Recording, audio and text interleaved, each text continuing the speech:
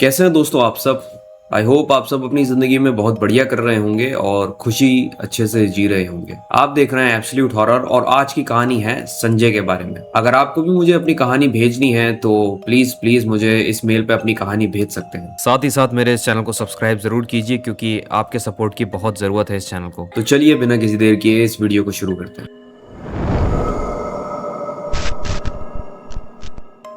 संजय एक middle age आदमी जिसने गोवा के मजोर्डा में एक नया फ्लैट खरीदा है। फ्लैट का नंबर है 105। नोवे मजोर्डा साउथ गोवा में एक गांव है और 2014 के दशक के आसपास संजय ने उस फ्लैट को खरीदा था और सब कुछ नॉर्मल चल रहा था। इवन वो फ्लैट जो था वो मजोर्डा बीच जो है वो उसके जस्ट 4 किलोमीटर दूर था। बहुत ही ज्यादा क्वाइट और बहुत ही ज्यादा पीसफुल था और संजय ने स्पेशली उसके और उसकी वाइफ के लिए इस फ्लैट को खरीदा था ताकि वो लोग आराम से जब भी मन करे तब भी बीच पे जा सकें और एक क्वालिटी टाइम स्पेंड कर सकें एक दूसरे के साथ। इवन तो उन लोगों को वो जो फ्लैट था वो काफी ज्यादा पसंद था, लेकिन फिर भी संजय को स्टार्टिंग से उस फ्लैट में कुछ गलत गड़बड़ी सी लगती थी। उसे ऐसा फील होता था, मतलब फ्लैट में तो ऐसी कोई गड़बड़ी नहीं थी लेकिन उसे ऐसा महसूस होता था कि समथिंग वॉज ऑफ। और वो सिर्फ एक फ्लैट की बात नहीं थी, वो उस पूरी बिल्डिंग की बात थी, क्योंकि उस बिल्डिंग में ही एक अजीब सी नेगेटिव वाइब्स आती थी। जैसा कि आपने कभी कभार नोटिस किया होगा, कुछ ऐसी हॉन्टेड या हॉरर प्लेसेस होती हैं जिनमें काफी ज्यादा नेगेटिव वाइब्स आती हैं और कई कई घर भी ऐसे होते हैं जहाँ पे लोग रहते हैं, लेकिन फिर भी उस घर को भी देख के, उस घर के अंदर जाके वहां पे कुछ अजीब सा महसूस होता है। सेम संजय को और उसकी वाइफ को भी यही महसूस हो रहा था। और ये बात प्रूफ में तब बदल गई जब संजय को अचानक से एक हेल्थ इश्यू हो गया और बिना किसी रीजन के। जब इंसान इतना हेल्दी रहता है और बाहर का ना ज्यादा खाता है ना पीता है, फिर भी हेल्थ इश्यू होना काफी ज्यादा अनयूजुअल बात है, वो भी नॉर्मल खाने से। ऐसे ही करते करते वो दोनों वहां पे रहते गए और उनकी लाइफ नॉर्मली चलती गई, लेकिन अचानक से 2021 में संजय के लेफ्ट नी में एक एक्यूट इंजरी हो गई जो कि बहुत ही ज्यादा सीरियस थी। और ऐसी इंजरीज जब भी नॉर्मली सीरियस होती हैं तो या तो कहीं गिरने से होती हैं या किसी चीज से चोट लगने से होती हैं, लेकिन संजय के केस में ऐसा बिल्कुल भी नहीं था। अब सवाल ये उठता है कि जब कहीं चोट ऐसे टकराने से या फिर गिरने से लगी ही नहीं तो ऐसी एक्यूट इंजरी नी में वो भी कैसे हो गई। फिर 2022 में अचानक से संजय की वाइफ भी बीमार पड़ जाती है। इतना सब कुछ झेलने के बाद संजय और संजय की वाइफ ने ये डिसाइड कर लिया, स्पेशली संजय की वाइफ ने, कि हम इस जगह पे और नहीं रुकने वाले। और लास्ट ईयर यानी कि 2025 में उन्होंने उस प्लेस को फाइनली बेच दिया। लेकिन बेचने से पहले भी कई सारी घटनाएं हुई और स्पेशली उस बिल्डिंग में खास बात यह थी कि वहां पे जितने भी सारे ओनर्स थे वो गोवा से बाहर के थे, जो कि मुंबई, दिल्ली एक्सेट्रा में रहते थे और उन लोगों ने वहां पे प्रॉपर्टीज परचेज करी थी। और वहां पे ये चीज स्पेशल थी क्योंकि गोवा में जो पैसे वाले लोग थे वो प्रॉपर्टीज खरीद कर डाल देते थे और जैसे कुछ इस फेस्टिवल्स होते थे जैसे कि क्रिसमस, न्यू ईयर, दिवाली वगैरह या फिर और भी बहुत सारी चीजें होती हैं, तो वो लोग घूमने के लिए वहां पे कभी कभार उन फ्लैट्स पे, उन बिल्डिंग्स में आया करते थे। और बाकी सारे समय के लिए वो जो जगह होती थी वो काफी ज्यादा गंदी हो जाती थी और काफी ज्यादा सुनसान और हॉन्टेड टाइप की वाइब्स देने लग जाती थी, क्योंकि वहां पे ज्यादा टाइम लोग रुकते नहीं थे। और एक कहावत है, आपने काफी पहले भी सुनी होगी, कि इस टाइप की जगहों में जहाँ पे लोग नहीं रहते वहां पे बुरी आत्माओं का और बुरे सायों का वास हो जाता है और वहां पे शुद्धियां वगैरह करानी पड़ती हैं। लेकिन वहां पे जो लोग आते थे वो इन सब चीजों को बिल्कुल भी नहीं कराते थे। तो बेचने से पहले उनको अपने फ्लैट में कुछ रिफर्बिशमेंट का काम करवाना था, जैसे कि पेंट वगैरह हो गया, खराब हुई चीजें, सीलन आई हुई चीजों को ठीक कराना हो गया, ताकि उस फ्लैट का बढ़िया प्राइस मिल सके। संजय का एक फ्रेंड था गॉडफ्रे, जो कि पास में ही रहता था और वो एक भगवान की दुआ से ही भेजा हुआ इंसान था, ऐसा संजय का कहना है, क्योंकि उसी आदमी ने इस फ्लैट को बिकवाने में बहुत ही ज्यादा मदद की और काफी सारी चीजें उसके थ्रू ही हुई। जहां पे संजय को गोवा में वापस नहीं आना पड़ा, वो पुणे से रहते रहते ही इन सारी चीजों को करवा दिया। तो संजय का यही कहना है कि गॉड ब्लेस यू गॉडफ्रे, क्योंकि तुम ही मेरी जिंदगी में एक ऐसे आदमी हो जिसने उस शापित जगह से मेरा छुटकारा करवा दिया। खैर, रिफर्बिशमेंट का काम खत्म होने के बाद इन लोगों ने कुछ ब्रोकर से कांटेक्ट किया और कांटेक्ट करने के बाद उन लोगों ने कुछ बायर्स ढूंढे। हालांकि मैं यहाँ पे क्लियर कर दूं कि जो संजय का दोस्त है गॉडफ्रे, उसने वहां का जो सारा का सारा रिफर्बिशमेंट का काम है वो वहां पे रहते हुए करवाया। लेकिन जब बेचने की बारी आई तो संजय को उस फ्लैट में वापस जाना पड़ा, क्योंकि जब तक ओनर वहां पे नहीं होता तब तक कोई ऐसी प्रॉपर्टी नहीं बिक पाती। जो कि एक बिल्कुल स्वाभाविक सी बात है। तो संजय डिसाइड करता है कि मैं 1 महीने के लिए उस फ्लैट में रहने के लिए आऊंगा और जब तक वो फ्लैट बिक नहीं जाता मैं वहां से नहीं जाऊंगा।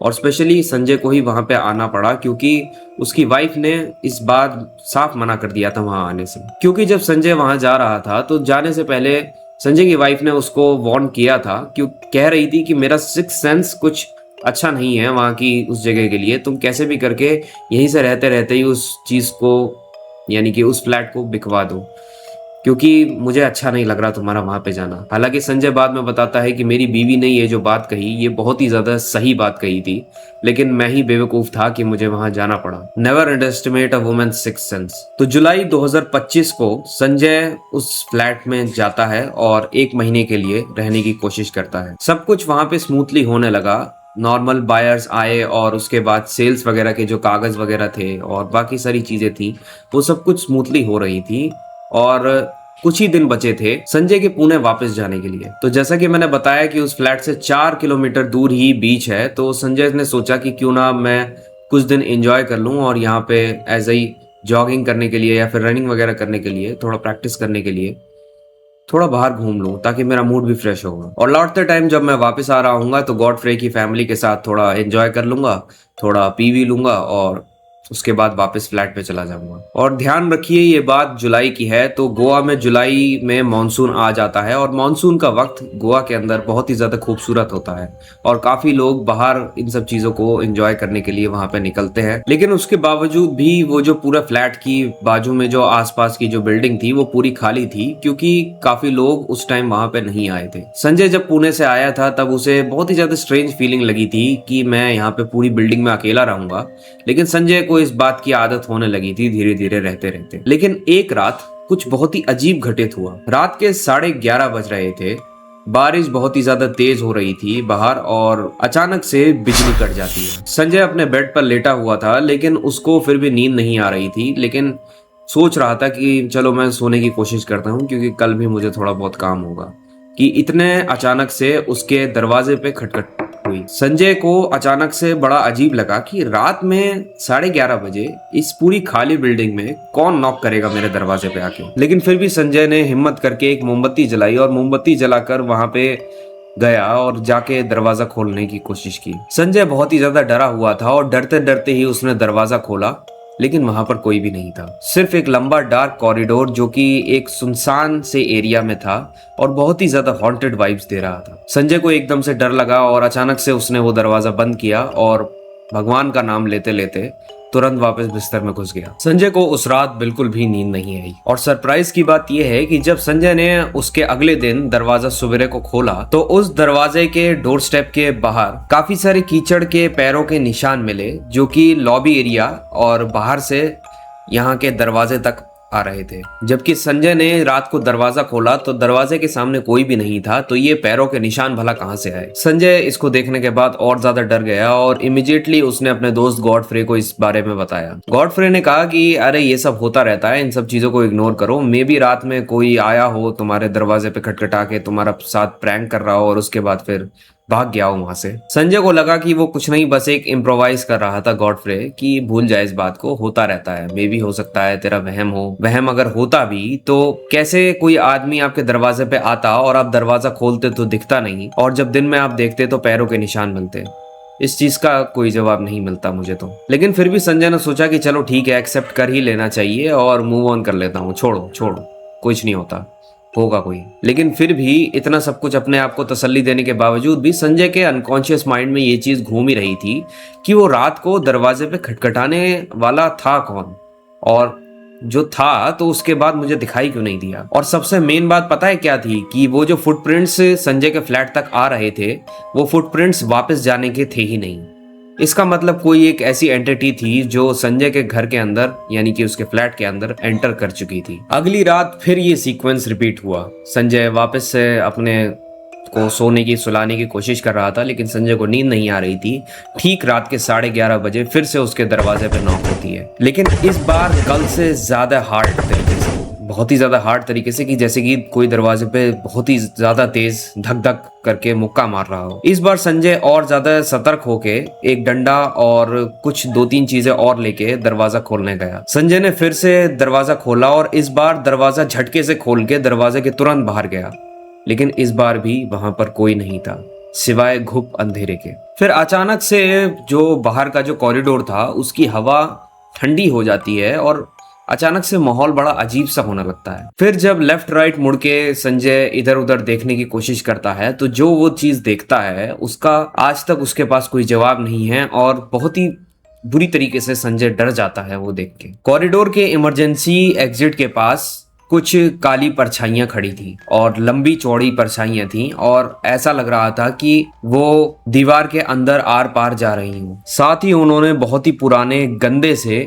कंस्ट्रक्शन वर्कर के कपड़े पहने हुए थे और वो धीरे धीरे संजय की तरफ आगे बढ़ रहे थे। संजय का खून जम गया ये सब देख के। उन आदमियों की आंखें लाल थीं और अंधेरे में ब्लिंक कर रही थी। संजय बहुत ही बुरी तरीके से पैनिक करने लगा और डर के मारे जोर जोर से चीखने लगा उस बिल्डिंग में जिस बिल्डिंग में उसके और उन परछाइयों के सिवाय कुछ भी नहीं था। अचानक से हबड़ दबड़ में वो अपने फ्लैट का दरवाजा ढूंढने लगा और दरवाजे के लीवर को पकड़ने लगा। सामने से वो देख रहा था कि वो परछाइयां धीरे धीरे उसकी तरफ आगे बढ़ रही थी। वो इतना ज्यादा डरा हुआ जल्दी में और कंफ्यूजन में था कि वो दरवाजे के लीवर को ढूंढ नहीं पा रहा था और जैसे ही उसको उस दरवाजे का लीवर मिला तो वो खुल नहीं रहा था कि इतने ही उसकी गर्दन पर एक ठंडे हाथ का कोई चिल महसूस होता है कि किसी ने उसके गर्दन पर एक हाथ रखा। संजय को समझ में नहीं आ रहा था कि अब मैं क्या करूं, अब मैं ऐसी सिचुएशन में फंस चुका हूं और सारी हिम्मत धीरे धीरे डाउन हो रही थी कि अचानक संजय के मुंह से कुछ शब्द निकले, देवा तू पावरे, ओ लॉर्ड प्लीज सेव मी। और उसने उस दरवाजे का नॉब दोबारा खोला और इस बार फॉर्चुनेटली वो दरवाजा खुल गया। संजय तुरंत अपने फ्लैट के अंदर रश किया और धाड़ से दरवाजा वापस बंद कर दिया। जैसे ही संजय अपने फ्लैट में वापस अंदर घुसा